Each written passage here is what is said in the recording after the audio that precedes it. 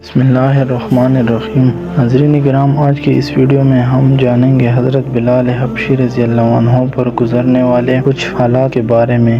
ناظرین، حضرت بلال رضی اللہ تعالیٰ عنہ بڑے مشہور صحابی ہیں۔ مکے میں مسلمان ہوئے اور اسلام قبول کرنے پر بڑی بڑی تکلیفیں کافروں نے ان کو پہنچائیں، جن کا انہوں نے جوانمردی کے ساتھ مقابلہ کیا۔ ان کے والد کا نام رباح تھا۔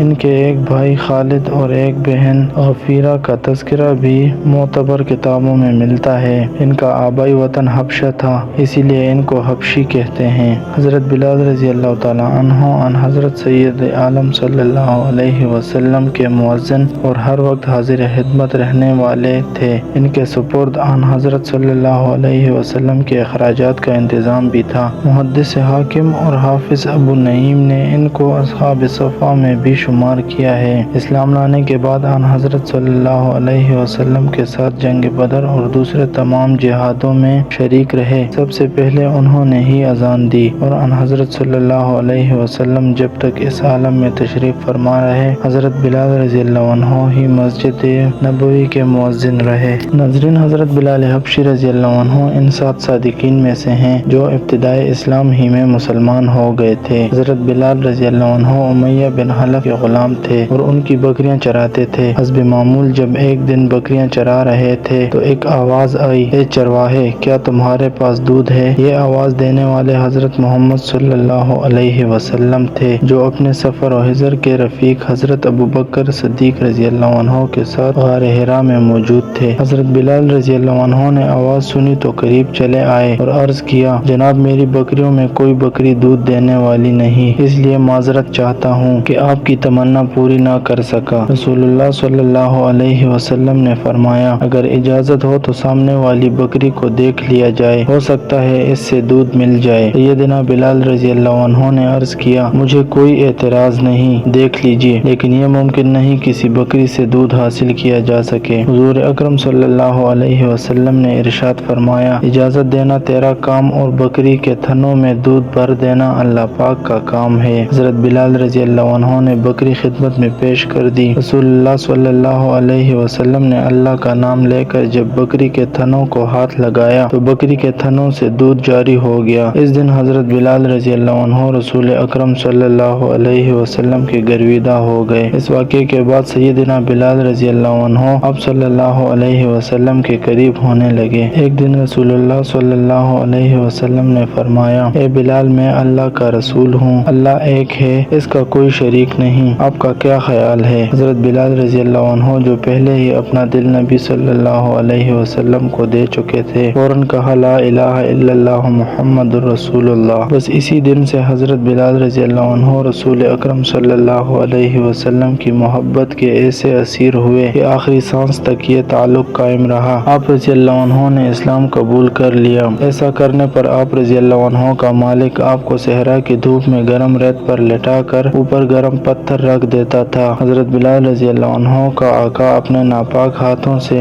ان کے معصوم چہرے پر بے تحاشا مارتا اور شرک کرنے کے لیے مجبور کرتا، مگر حضرت بلال رضی اللہ عنہ اس حالت میں ایک ہی نعرہ لگاتے، احد اللہ، اللہ ایک ہے، اللہ ایک ہے، اس کا کوئی شریک نہیں۔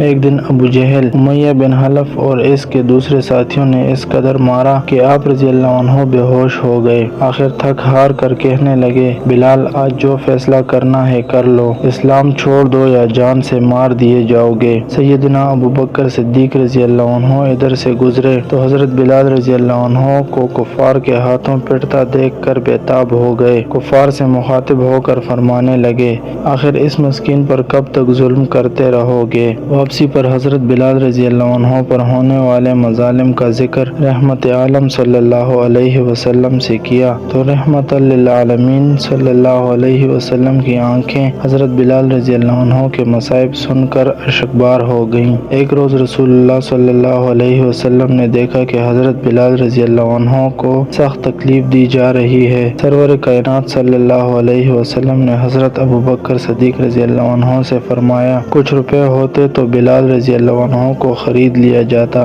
لہذا صدیق اکبر رضی اللہ تعالیٰ عنہ نے حضرت بلال رضی اللہ عنہ کو خرید کر آزاد کر دیا، اور ہجرت سے پہلے انہوں نے حضرت بلال رضی اللہ تعالیٰ عنہ کے سوا 6 غلام اور خرید کر آزاد کیے جو اسلام قبول کرنے پر مارے پیٹے جاتے تھے۔ ایسا معلوم ہوتا ہے کہ حضرت بلال رضی اللہ تعالیٰ عنہ جس عورت کے غلام تھے، اس نے ان کا معاملہ امیہ بن حلف کے سپرد کر رکھا تھا، اس نے وکیل بن کر اس عورت کی طرف سے معاملہ کر لیا۔